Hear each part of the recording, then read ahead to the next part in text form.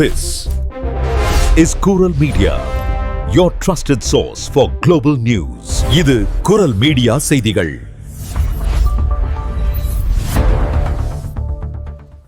இது குரல் மீடியாவின் இன்றைய பிரதான செய்திகள். செய்திகளை வாசிக்கும் நான் கோகுலநாதன் தமிழினி. முதலில் தலைப்புச் செய்திகள். பிரான்சில் இந்த ஆண்டு இதுவரை 32,000 ஹெக்டேர் தீக்கிரை. சதிவேலை தொடர்பாக நாடு முழுவதும் 59 பேர் கைது. பிரான்சில் 6 வாரங்களுக்கு பிறகு மீண்டும் உச்சம் தொட்ட எரிபொருள் விலை. 1 லிட்டர் 2 யூரோவை தாண்டிய டீசல் விலை. பிரான்சில் லிவ்ரியே சேமிப்பு கணக்கின் வட்டி விகிதம் 1.7% உயர்வு ஆகஸ்ட் 1ஆம் தேதி முதல் அமுல். பிரான்சின் ஃபண்டெயின்ப்ளோ காட்டில் பரவிய காட்டுத்தீயை உருவாக்கிய குற்றச்சாட்டில் தன்னார்வ தீயணைப்பு வீரர் உட்பட 4 பேர் கைது. பிரான்சில் தணியும் வெப்ப அலை. வெள்ளிக்கிழமை முதல் நாட்டின் பெரும்பாலான பகுதிகளில் வெப்பம் தணியக்கூடும் என அறிவிப்பு. பிரான்ஸ் சுவிட்சர்லாந்து இடையே ஆயுத கடத்தல். காவல் அதிகாரி உட்பட 9 பேர் மீது குற்றச்சாட்டு பதிவு. அடுக்குமாடி குடியிருப்பின் மேற்கூரை இடிந்து விழுந்து விபத்து. கட்டடத்தில் இருந்த குடும்பங்கள் வெளியேற்றம். சுங்கச்சாவடிக்கு அருகே காவல்துறை அதிகாரியின் உத்தரவுக்கு கீழ்ப்படிய மறுத்து தப்பியோடிய வாகன ஓட்டுநர் சுட்டுக்கொலை. தொடர்பான விரிவான செய்திகள். உறவுகளுடைய இழப்பு அப்படின்றது ஈடு செய்ய முடியாதது. ஆனா அந்த இழப்பு செய்தியை பிரசுரிக்க அதிக பணத்தையும் இழக்க வேணுமா? இனிமே அப்படி தேவையில்லை. உங்கள் கண்ணீர் துடைக்க கண்ணீர்.com நாடுங்கள். உங்கள் உறவுகளின் அறிவித்தல்களை மிக குறைந்த சேவை கட்டணத்தோடு பிரசுரியுங்கள். அதிக பணத்தை அள்ளி வீச தேவையில்லை. கண்ணீர்.com உங்கள் கவலைகளின் இணைய பங்காளி. ஐரோப்பாவின் பல பகுதிகளில் நிலவி வரும் தீவிர வெப்ப அலை காரணமாக பிரான்ஸ், இத்தாலி, ஸ்பெயின் மற்றும் பிரித்தானியா ஆகிய நாடுகள் கடுமையாக பாதிக்கப்பட்டுள்ளன. இத்தாலியின் சர்டினியா பகுதியில் வெப்பநிலை 44 டிகிரி செல்சியஸ் வரை உயரக்கூடும் என எச்சரிக்கப்பட்டுள்ள நிலையில் மேற்கு ஐரோப்பாவில் சராசரி அதிகபட்ச வெப்பநிலை வழக்கத்தை விட 6.3 டிகிரி செல்சியஸ் அதிகமாக பதிவாகியுள்ளது. குறிப்பாக பெல்ஜியம் மற்றும் பிரான்சில் இந்த அதிகரிப்பு முறையே 9.4 டிகிரி செல்சியஸ் மற்றும் 9.1 டிகிரி செல்சியஸாக காணப்படுவதாக வானிலை ஆய்வாளர்கள் தெரிவித்துள்ளனர். காலநிலை மாற்றம் காரணமாக தீவிரமடைந்துள்ள இந்த வெப்ப அலையால் கடந்த மே மற்றும் ஜூன் மாதங்களில் மட்டும் ஐரோப்பா முழுவதும் 10,000க்கும் மேற்பட்ட இறப்புகள் பதிவாகியுள்ளதாக தெரிவிக்கப்பட்டுள்ளது. ஸ்பெயினின் அல்மெரியா பகுதியில் ஏற்பட்ட பயங்கர காட்டுத்தீயில் சிக்கி 13 பேர் உயிரிழந்துள்ளதுடன் காணாமல் போன மேலும் 10 பேரை தேடும் பணிகள் தீவிரப்படுத்தப்பட்டுள்ளன. இதற்கிடையே பாரிசுக்கு தெற்கே உள்ள வரலாற்று சிறப்புமிக்க ஃபொண்டெயின்ப்ளோ காட்டில் தொடர்ந்து 3 நாட்களாக எரியும் காட்டு தீயை கட்டுப்படுத்த தீயணைப்பு வீரர்கள் போராடி வருகின்றனர். பிரதான தீயால் 1,600 ஹெக்டேரும் அருகிலுள்ள மற்றொரு தீயால் 450 ஹெக்டேரும் எரிந்து நாசமாகியுள்ளன. உள்விவகார அமைச்சர் லாரண்ட் நுனெஸ் வெளியிட்டுள்ள தகவல்படி ஃபொண்டெயின்ப்ளோ அரண்மனை அருகே பாதுகாப்பு பலப்படுத்தப்பட்டுள்ளதுடன் மீட்பு பணிகளில் ஹெலிகாப்டர்கள் மற்றும் விமானங்கள் ஈடுபடுத்தப்பட்டுள்ளன. இந்த காட்டுத்தீ திட்டமிடப்பட்ட சதிவேலையாக இருக்கலாம் என்ற சந்தேகத்தின் பேரில் ஃபொண்டெயின்ப்ளோ பகுதியில் 2 பேர் கைது செய்யப்பட்டுள்ளனர். பிரான்சில் இந்த ஆண்டு இதுவரை 32,000 ஹெக்டேர் நிலப்பரப்பு தீக்கிரையாகியுள்ள நிலையில் நாடு முழுவதும் காட்டுத்தீ வைத்த குற்றத்திற்காக இதுவரை 59 பேர் கைது செய்யப்பட்டுள்ளதாக உள் விவகார அமைச்சகம் உறுதிப்படுத்தியுள்ளது. பிரான்சில் 6 வாரங்களாக குறைந்திருந்த எரிபொருட்களின் விலை தற்போது மீண்டும் கடுமையாக உயர்ந்துள்ளது.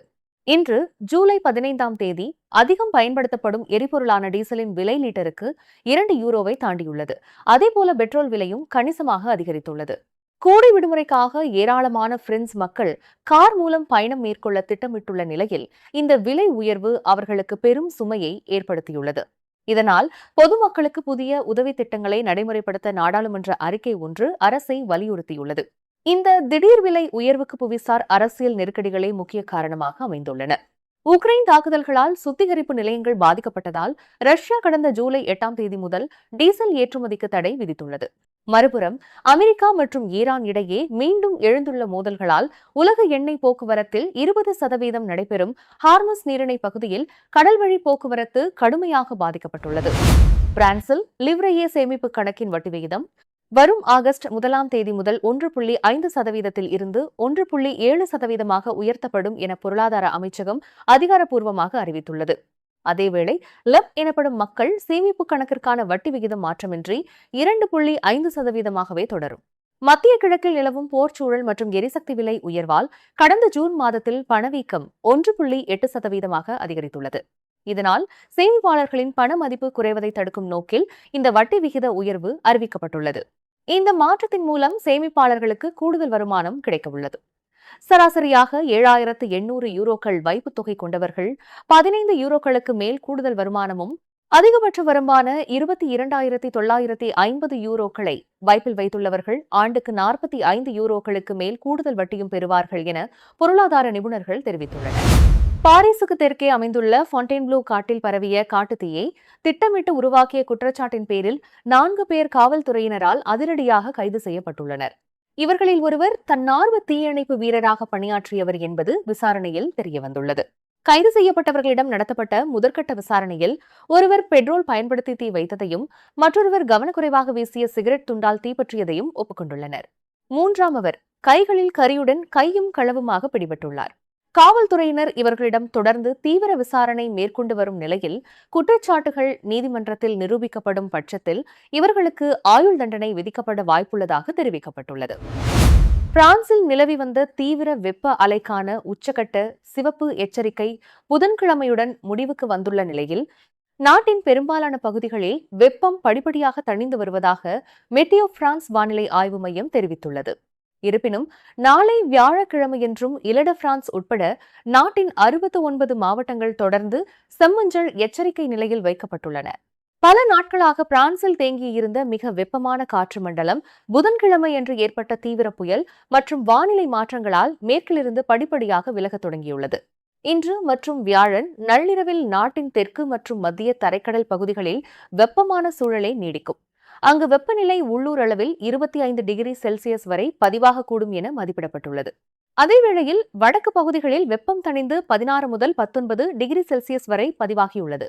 வியாழக்கிழமை பகல் நேரத்தில் ஆக்ஸ்டானி, ரோன் பள்ளத்தாக்கு மற்றும் கோர்சிகா உள்ளிட்ட தெற்கு பகுதிகளில் மட்டுமே வெப்பநிலை 35 டிகிரி செல்சியஸை தாண்டும் என எச்சரிக்கப்பட்டுள்ளது. மேலும் வியாழக்கிழமை நண்பகல் வேளையில் சில பிராந்தியங்களில் பலத்த காற்று மற்றும் ஆலங்கட்டி மழையுடன் கூடிய தீவிர புயல் வீசக்கூடும் என அறிவிக்கப்பட்டுள்ளது. சில இடங்களில் 30 முதல் 50 மில்லிமீட்டர் வரையோ அல்லது அதைவிட அதிகமாகவோ பலத்த மழை பொழிவு பதிவாக வாய்ப்புள்ளது.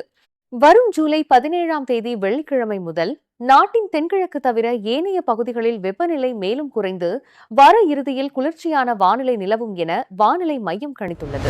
ஸ்வீஸ்ல பிசினஸ் பண்றீங்களா? ஆனா இன்னும் ப்ராப்பர் வெப்சைட் இல்லையா? வெப்சைட் டிசைன் ரொம்ப காஸ்ட்லின்னு நினைச்சு இது வரைக்கும் ஸ்டார்ட் பண்ணாம விட்டுருக்கீங்களா? இப்ப அந்த கவலை எல்லாத்துக்குமே முடிவு. உங்களுக்கு தேவையான அனைத்து வகையான இணையதளங்களையும் புதிதா உருவாக்கவும், மேலும் உங்க பழைய இணையதளங்களை நவீன மற்றும் அழகான டிசைன்கள்ல மேம்படுத்தவும் மிக குறைந்த விலையில் நாம் செய்து தருகிறோம். இந்த சிறப்பு வாய்ப்பு குறிப்பிட்ட காலம் வரை மாத்திரமே வழங்கப்படும். மேலதிக விவரங்களுக்கு இப்பவே தொடர்பு கொள்ளுங்க. 07798574445. பிரான்சின் வாய்ஸ் மற்றும் சுவிட்சர்லாந்து இடையே செயல்பட்டு வந்த மிகப்பெரிய போர் ஆயுத கடத்தல் வலையமைப்பை காவல்துறையினர் அதிரடியாக முறியடித்துள்ளனர். இது தொடர்பாக பிரெஞ்சு காவலர் ஒருவர் உட்பட மொத்தம் 9 பேர் மீது குற்றப்பத்திரிகை தாக்கல் செய்யப்பட்டுள்ளது. அரசு வழக்கறிஞர் அலுவலகம் முன்னெடுத்த இந்த விசாரணையில் சுவிட்சர்லாந்திலிருந்து ஆயுதங்களை பெற்று பிரான்ஸ் முழுவதும் விற்பனை செய்யும் கட்டமைக்கப்பட்ட சட்டவிரோத வலையமைப்பு செயல்பட்டது அம்பலமாகியுள்ளது. சுமார் 120 பிரெஞ்சு காவல்துறை அதிகாரிகள் ஈடுபடுத்தப்பட்ட பல மாத தீவிர கண்காணிப்புக்கு பின் பிரான்சில் 10 பேரும் சுவிட்சர்லாந்தில் 2 பேரும் அதிரடியாக கைது செய்யப்பட்டனர். இதில் வலைப்பின்னலின் தலைவன் என சந்தேகிக்கப்படும் நபரும் காவல்துறை ரகசிய கோப்புகளை பார்த்து தகவல்களை பரிமாறிக்கொள்ள உதவிய காவல் அதிகாரியும் அடங்குவர். கைது செய்யப்பட்ட காவலர் உட்பட 8 பேர் விசாரணைக்கு முந்தைய நீதிமன்ற காவலில் சிறையில் அடைக்கப்பட்டுள்ளனர். ஒருவர் மட்டும் நீதித்துறை கண்காணிப்பில் வைக்கப்பட்டுள்ளார். இவர்களிடம் நடத்தப்பட்ட அதிரடி சோதனையில் 1,00,000 யூரோக்களுக்கும் அதிகமான ரொக்கப்பணம், 23 துப்பாக்கிகள், தாக்குதல் ரக துப்பாக்கிகள், கையெறி குண்டுகள் மற்றும் வெடிபொருட்களை புலனாய்வாளர்கள் பறிமுதல் செய்துள்ளனர். பிரான்சின் வால்டாய்ஸ் மாவட்டத்திற்குட்பட்ட பாண்டாய்ஸ் நகரில் உள்ள அடுக்குமாடி குடியிருப்பு ஒன்றின் மேற்கூரை திடீரென இடிந்து விழுந்த விபத்தை தொடர்ந்து முன்னெச்சரிக்கை நடவடிக்கையாக 4 குடும்பங்கள் பாதுகாப்பாக வெளியேற்றப்பட்டுள்ளனர்.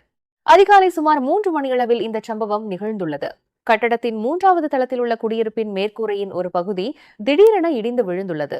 இந்த விபத்தின் காரணமாக மேற்கூரை உடைந்ததின் வழியாக அதற்கு மேல் தளத்தில் உள்ள வீட்டின் மரத்தரை கீழே இருந்து நேரடியாக தெரியும் அளவிற்கு பெரிய துளை ஏற்பட்டிருப்பதாக தகவல்கள் தெரிவிக்கின்றன.